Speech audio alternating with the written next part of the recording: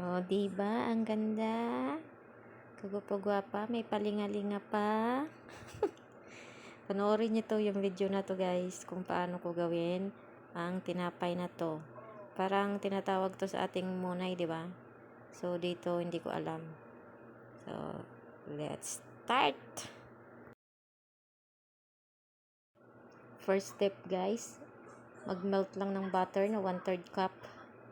Then, 3 cups of flour.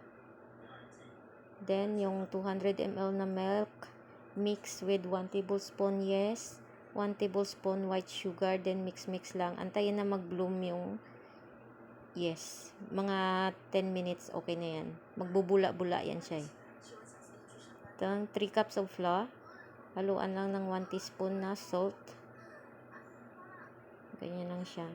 Tapos, 1/4 cup na sugar, white sugar. Then, mix lang siya. More on mix lang. Lahat mix. Yan, ganyan lang. Anything na flour, guys, pwede. All-purpose flour, mas better pag bread flour. Then, mix na rin yung 1 piece na egg. Then, next is the yes mixture.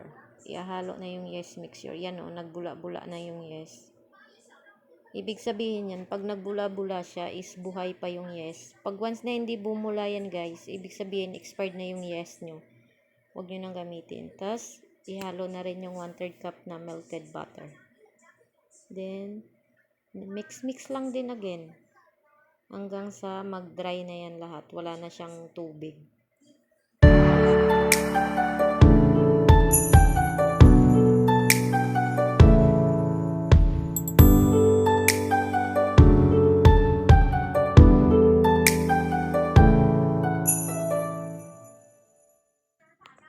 So, ganito na yung itsura niya guys. O, dry na siya. Ready na siya for kneading.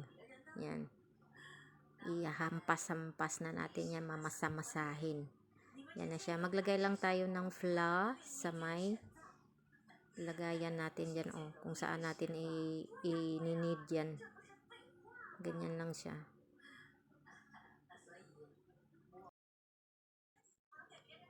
So, ganyan lang siya guys. Pag madikit na siya, pag dumidikit na sa kamay nyo, mag-add lang kayo ng oil sa kamay nyo or sa may lagayan na yan. Para hindi siya dumikit yan. From time to time, nag-a-add ako ng oil para hindi siya madikit. Ganyan lang yung gagawin.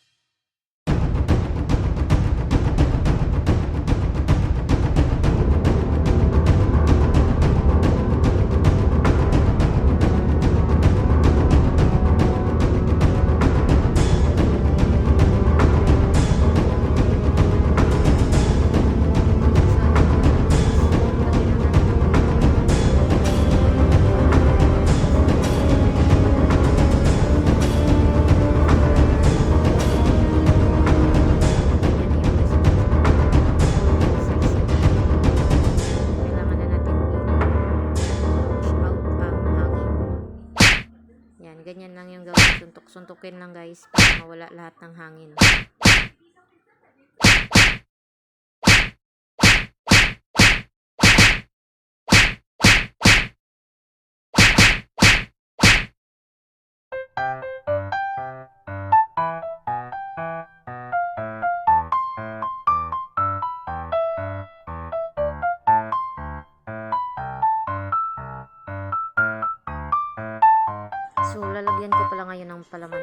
yan yung red bean paste. Yan yung ilalagay sa loob.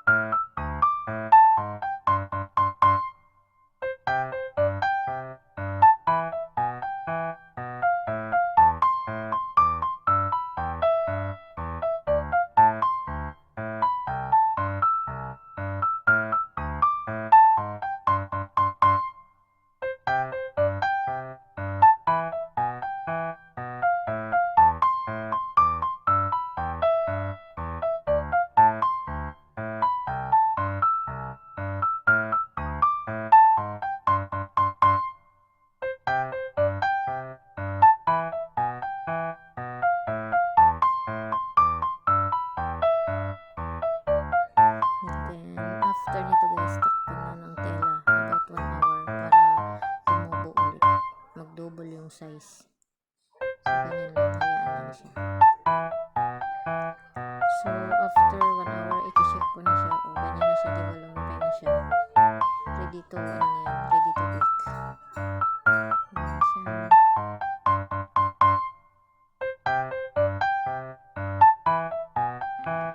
So, dito mag-i-start na ako mag-brush ng top niya. Yung ginamit ko pala dyan, isang egg, tapos kunting fresh milk. Yan lang. Yan siya. Yan, ganyan yan. Yan, ganyan yung itsura niya para makintab-kintab siya mamaya pag naluto. Wow! Yan, after 20 minutes, diba, ang